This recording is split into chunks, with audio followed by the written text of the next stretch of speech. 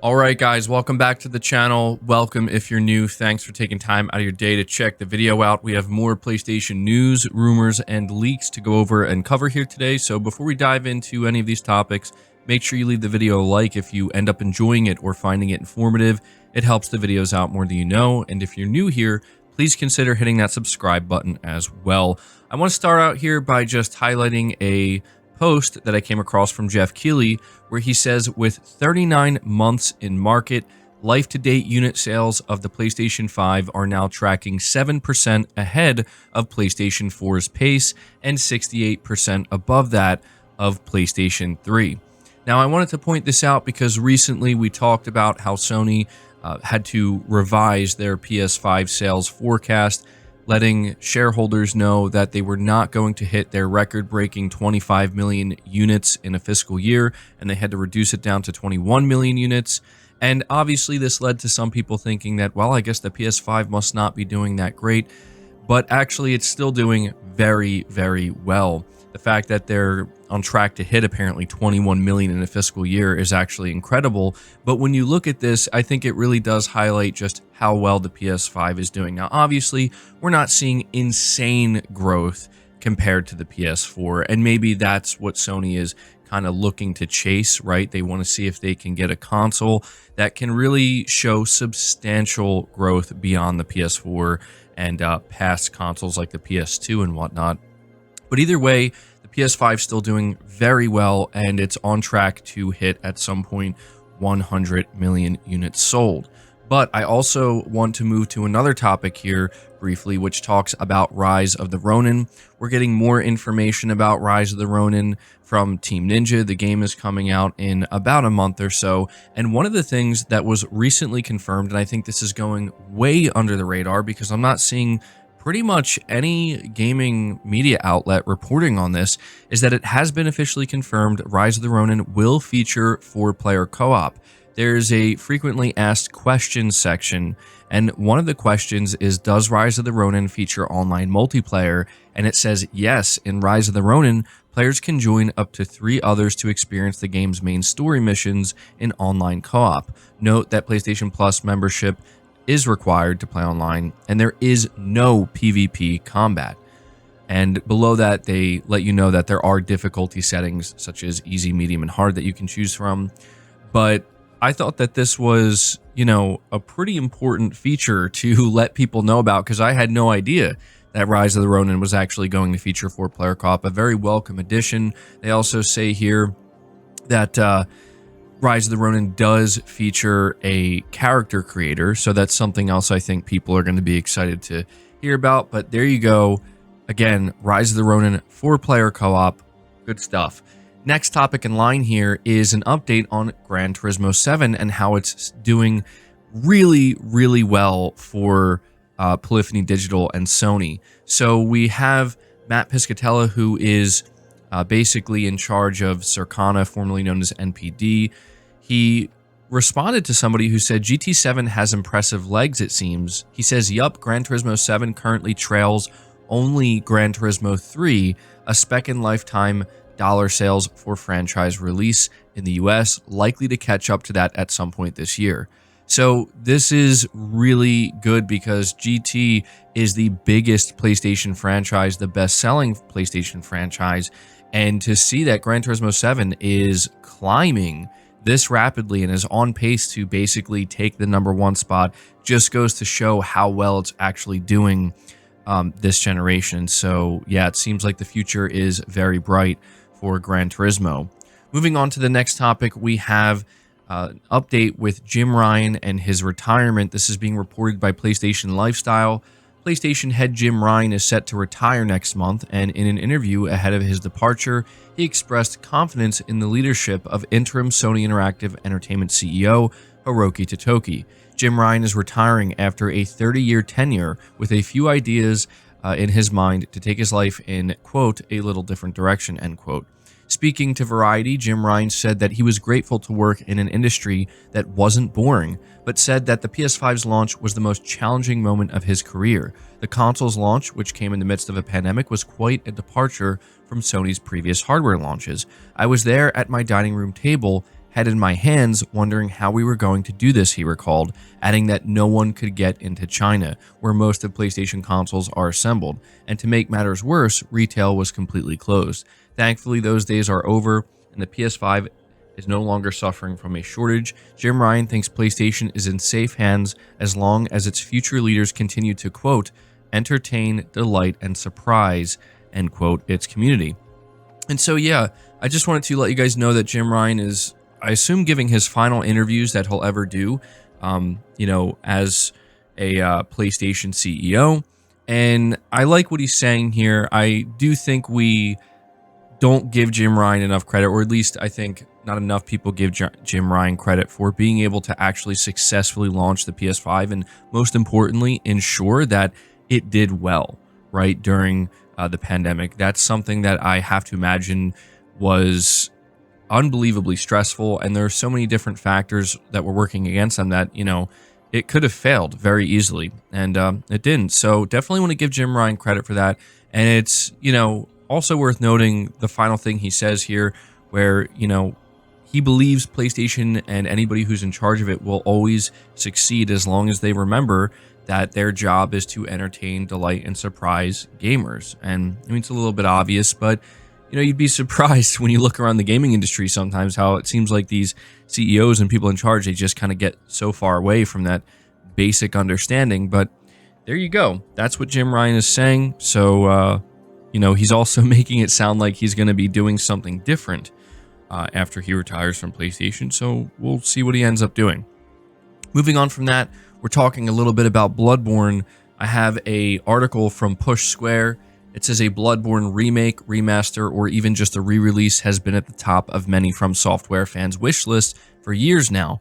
But as more time passes and other titles receive such treatment over the PS4 Classic, hope might be starting to fade. Sony owns the IP, so From Software has no real control over what happens with it, but as part of a rare interview opportunity with Hidetaka Miyazaki, Eurogamer posed the question of a Bloodborne remake to the game's own creator.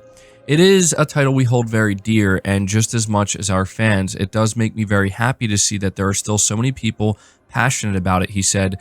Miyazaki believes that new hardware is definitely a part of what gives these remakes value, and that things like being able to render specific expressions sometimes makes it possible when it wasn't before on an older console. The outlet alludes to how the remake of Demon's Souls waited 2 generations before the new version released as a PS5 launch title, so the case could be the same for Bloodborne.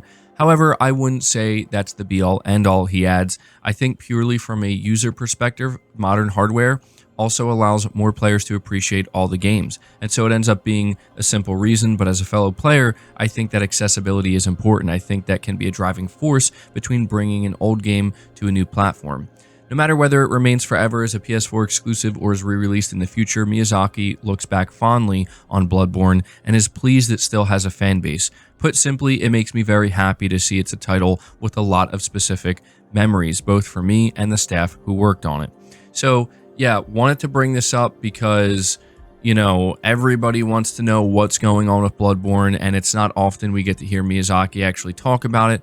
And, something that people are kind of taking away from this is he seems to be very subtly, potentially hinting that if we do see a remake from Bloodborne, it might be during the PlayStation 6 generation. Now, I just want to take this moment to remind people that a couple of weeks ago, there was an insider who made the claim that Bloodborne remake for PlayStation 6 basically got greenlit and is now in the early stages.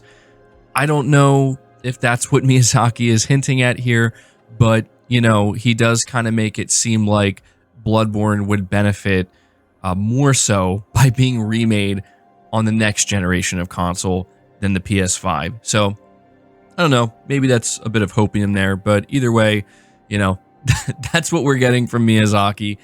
But continuing to talk about Bloodborne, I came across this on the Gaming Leaks and Rumors subreddit. Daniel RPK has new information on the Bloodborne movie, apparently. So this is per his Patreon subscription. New Bloodborne adaptation was published today. Quote, Sony is interested in Adam Wingard, known for Godzilla vs. Kong, to direct the movie and Bill Skarsgård to star in it. And so for those who aren't familiar, Daniel RPK is actually an extremely reliable source when it comes to movies and insider scoops with what's going on with certain movie projects. And it seems like a Bloodborne movie is in fact on the docket here. Shouldn't surprise people because when Sony made their investment into From Software, this is one of the things they mentioned. Find it very interesting the timing of getting this rumor about this report, I should say, from the insider about this Bloodborne movie, alongside Miyazaki commenting on a remake, and maybe next gen it makes more sense. Very interesting timing here, so take it for what it is. We're moving on to the next topic though, which talks about Final Fantasy VII Rebirth. It's coming out in just a couple of days, and the hype levels are seemingly through the roof within the fan base. It got a 92 on Metacritic, which is very impressive, and that's based on 119 total reviews. All of the 119 reviews are in the positive category. I believe it was sitting at a 93 just about a day ago. I don't know, maybe it got another like 8 out of 10 or something to bring it down to 92. But either way, a 92 on Metacritic is incredibly impressive. And I also want to just go over some information here about the quality mode on PS5 versus the performance mode. Being reported by WCCF Tech, Final Fantasy VII Rebirth is almost here, and it looks like it will push the PS5 and the game's slightly aging Unreal Engine 4 technology to the limits. So how does the game measure up technically?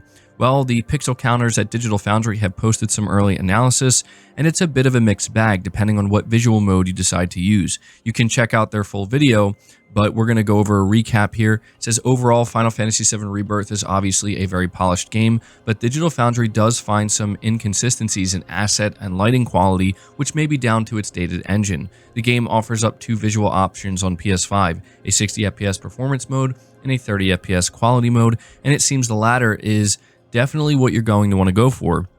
Performance mode runs at around 1152p natively according to Digital Foundry, but many people playing the demo noticed it looked softer than that, likely due to poor upscaling. Prior to launch, this had been changed, with Square applying a rather crude-seeming nearest neighbor pixel duplicating technique, which makes the image sharper but also gives everything an ugly, grainy, pixelated look. On top of that, performance mode can't quite stick to the 60 FPS landing, dropping at around 50 FPS in more frantic battles and when lots of NPCs are around.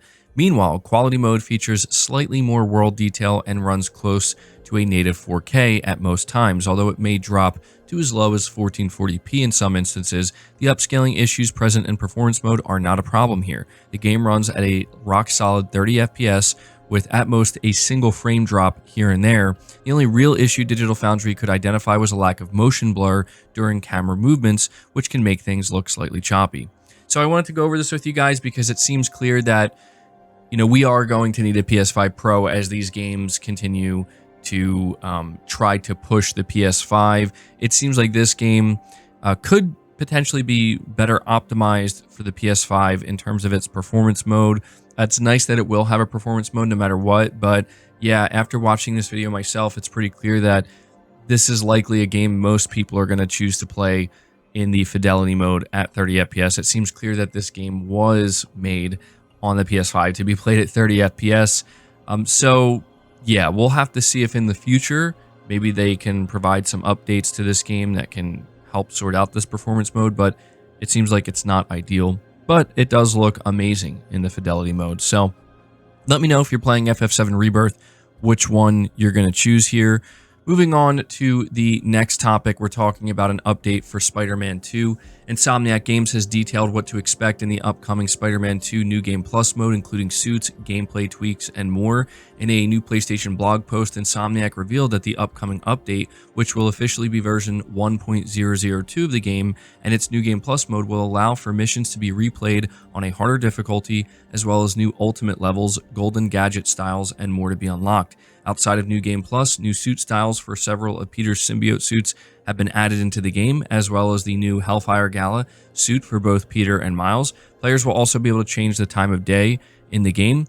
The new DLC pack suits will also be available, giving players access to the Flying Fresh suits. The pack will cost $5, with all proceeds going to Gameheads, a charity that empowers low-income youth and youth of color to thrive in the video game industry. So yeah, just wanted to let you guys know that we are expecting this big update to Spider-Man 2, and that's everything you can expect it to come with. But the final topic of the video here is, I think, some good news for PSVR2 being reported by WCCF Tech. The PlayStation VR2 headset is getting official PC support later this year, Sony confirmed in a new post on the official PlayStation blog detailing some upcoming games. The company confirmed it's currently testing the ability for PlayStation VR2 players to access additional games on PC to offer even more variety in addition to the PlayStation VR2 titles available through PlayStation 5.